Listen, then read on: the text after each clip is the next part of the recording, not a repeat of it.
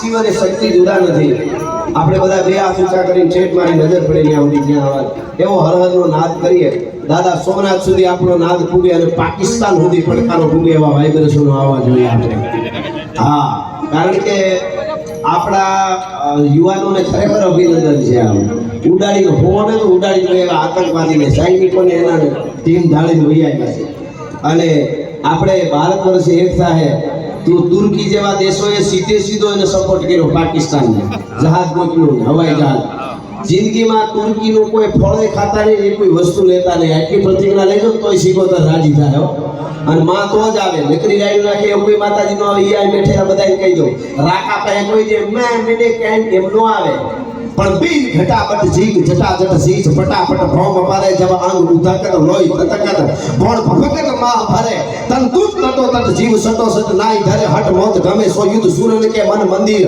મત તુરાત ભુલાશ્રમે સોલંકી વીર વસરાત તેઓ ગાયું માતાજીની માટે ચારણાઈનો અવાજ સાંભળીને ઘોડા ઉપર સવાર થઈ નીકળી જાય ત્યારે સિકોતર ને જેતબાઈની પૂજા ઉપર રાસ રમવા માટે નીકળી જાય ભગવતીઓ પ્રમાણ ભાડોદરીઓ એ માવડીઓ છે એ આપણો દેશ છે એટલે બે હાથ ઊંચા કરીને બધાય હાર હાર હાર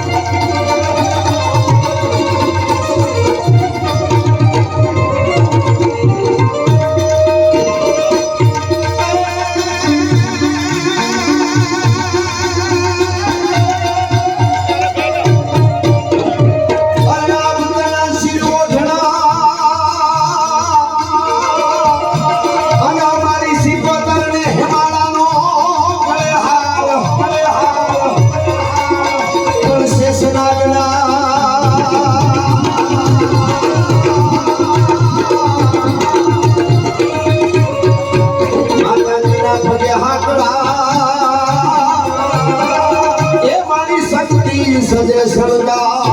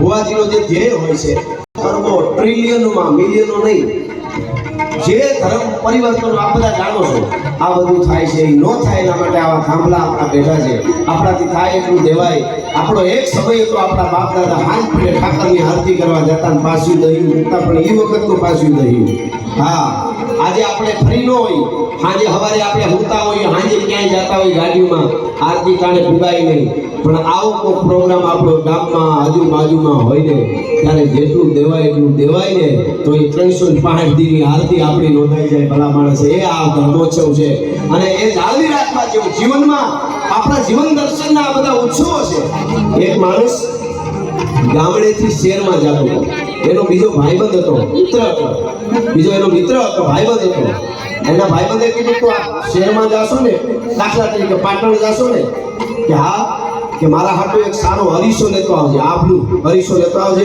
મને બહુ શોખ છે હરીશાનો ત્યાં બહુ સારો મળે મારા હાટુ લેતો આવજે એનો ગામડાનો માણસ એટલે ઓલાનો ભાઈ બધે કીધું જાઓ લેતો આવી જરૂર. વળતા પાછો આવ્યો, પેક કરી કાગળમાં ને એક વસ્તુ આપી. ઓલે આમ ખોલ્યું તો અંદર રામાયણ હતું.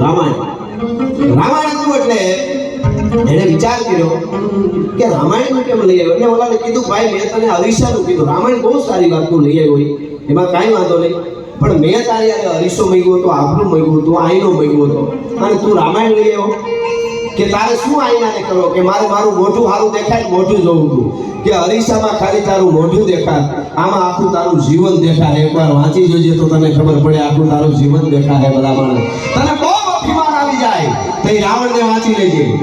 તું કાંઈ નથી કદાચ કરોડોપતિ હોય, તારા બધા માનતા હોય અને ગામમાં તારું હાલતો હોય, ફાઈટો ફરતો હોય, પણ ઓલાને નવગ્રહ ઢોલીએ બાંધ્યા રાવણને ફાકી ધુવાડે ગયેલો. ઇન્દ્ર જેને ઇન્દ્રાસન મૂકીને ભાગી જાય, પવન જેને કહેવાય વાહિદા કરે અને પવન પાણી ભરે, એવો દશાનન રાવણ હતો ને. એક દી લંકાના યુદ્ધના મેદાનમાં ઊંધે માથે પડ્યો તો, મોઢામાં ધૂળ કરી દીધી. મોઢામાં ધૂળ ફાકતો ઊંધે માથે રાવણ પડ્યો તો. અભિમાન આવે તેથી રામાયણ વાંચી લેજે. અને બેન દીકરી હોય ને દુઃખ પડે તો ભગવતી જાનકીને વાંચી લેજો. ચંદ્રમુખી સૈરું નિત ભૂમતી જેના ઘરે ઈ જાનકીની ખડક ઝાલી ચોકીઓ દૈતણ કરે, એને વાંચી લેવો. અને જેથી ભાઈમાં એમ લાગે કે મારો ભાઈ થોડીક વધારે જમીન લઈ ગયો, પૈસા અથવા તો પ્રોપર્ટી થોડીક એને વધારે જાય, મને ન પહાય એવો વિચાર આવે ને, તેથી ભરતને વાંચી લેજો. ભલા માણસ આ દશરથનો દરબાર જેની ઇન્દ્ર પણ આશા કરે, ઇન્દ્રને એમ થઈ જાય જો દશરથ રાજા આડોવળો 6 મહિના વયો જાય ને તો હું ગાદી ઉપર બેસી જાઉં, મારું ઇન્દ્રાસન મારી પાસે ઝાંખું પડે છે. એવી ગાદીને ઠોકર મારી નંદીગ્રામમાં ખાટો ગાળીને બેહવા વાળા ભરતને વાંચી લેજે. 14 વર્ષ હુએ લઈ ભાઈની હારે જાગવા વાળા એ લક્ષ્મણને વાંચી લેજે. તો એ ભાઈ માટે થઈ જાય બધું, મારા ભાઈ મારે કાંઈ નથી જોતો. આ અરીસો બહુ મોટો છે અને એ અરીસો અને ઘરના જ્યારે બહુ સડાવવા માંડે ને, આમ છે તેમ છે, ફલાણું આમ ને દીકરું આમ ને ઓલો દીકરો આમ ને ઓલો ભાઈ આમ ને, તો એ કઈને વાંચી લેવું ખબર પડે. આખા અયોધ્યાનો રૂડ નીકળી જાય તો આટલી વાર લાગે. આજુબાજુ વાળા સડાવવા આવે તો મંથરાને વાંચી લેવું. હજી કોક કઈ મંથરા જીવે હો સોસાયટીમાં હોય, લઘુક દઈને એક ઘરે બીજે ઘરે જઈને બજારે કેતી આવે ને કેતી આવે, હવે નો ખાતા કાંઈ ભેગું નહીં થાય. માનું કે મંથરા જીવે છે, ક્યાંક ને ક્યાંક આ બધા જીવે, ક્યાંક રાવણે જીવે છે. વગર માથાએ 10 માથા લઈને ફરતા હોય, પછી ખબર પડે કે આમાં કાંઈ છે જ નહીં. જરાક પૈસા આવી જાય તો મારે સમાજની ગામની એકચ્યુઅલી કોઈની જરૂર નથી, ગોટો હોળી જાય, હું જરૂર નથી. જરૂર તો ગમે એની પડે, ભલા મને લાકડાની જરૂર પડે છે.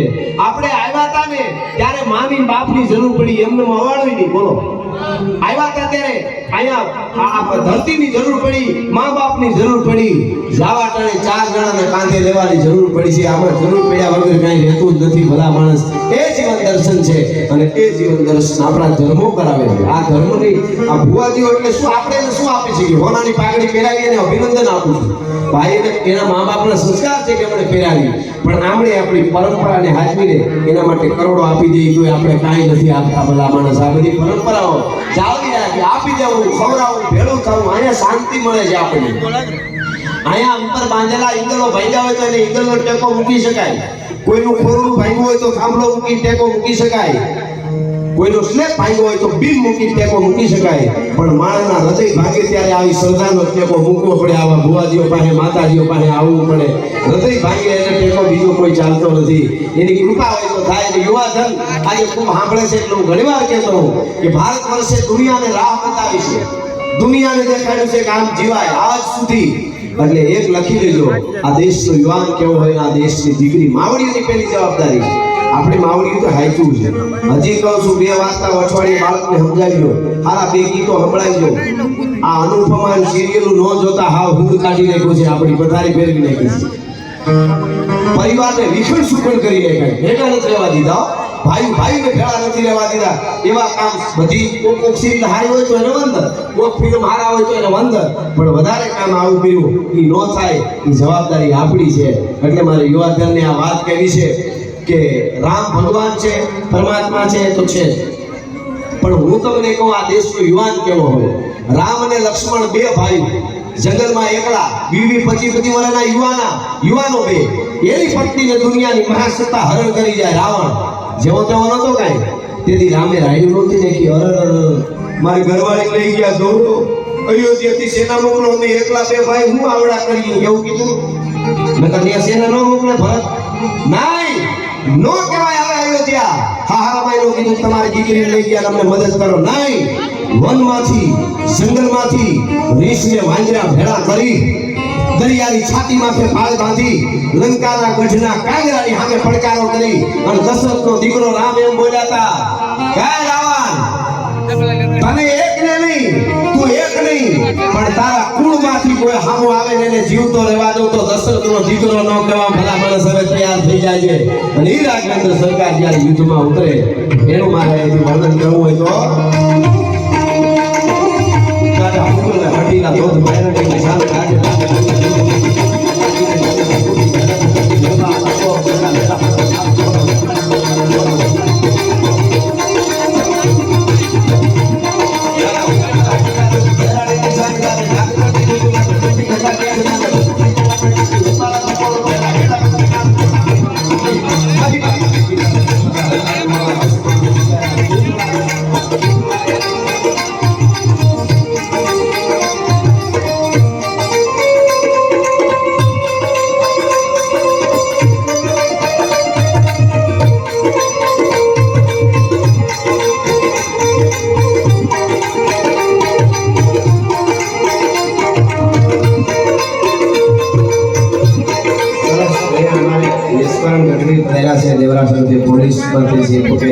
અને એમની સાથે પધારેલા બધા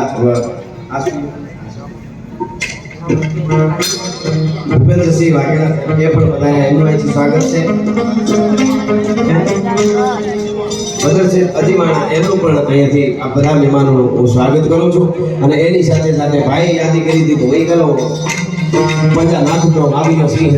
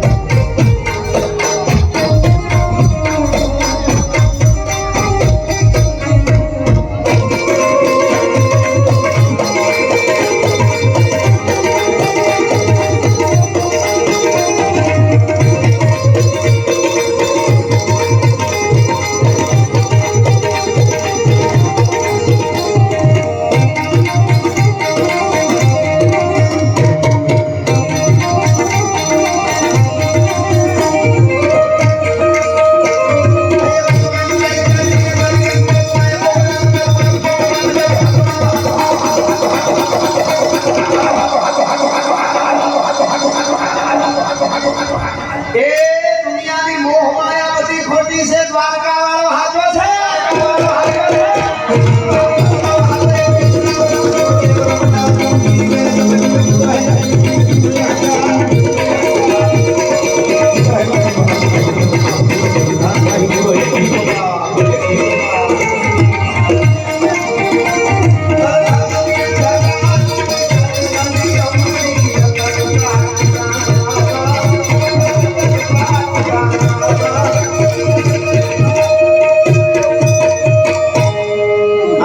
દેવી ભગવતી બ્રહ્માંડ ભાણોદરી માં સિકોતર અહીં બેઠી છે, એના ગુણગાન ગાવા છે.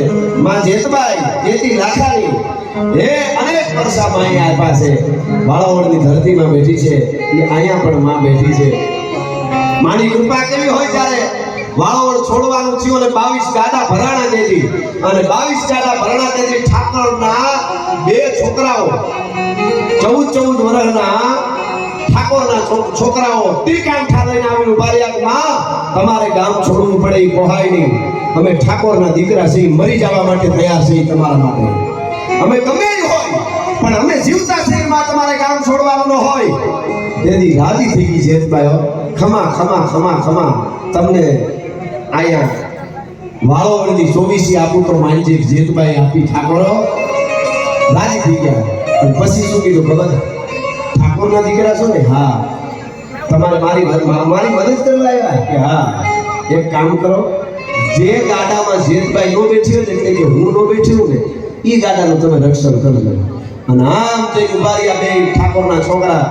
આમ ગાડા નીકળે, એક ગાડું, બે ગાડું, 5, 10, 15, 20, 22 ગાડામાં તેથી લાખાની જેતબાઈ બેઠી હતી. વાળોવળ વાળી ભલા મારે જાગતી જોત બેઠી હતી.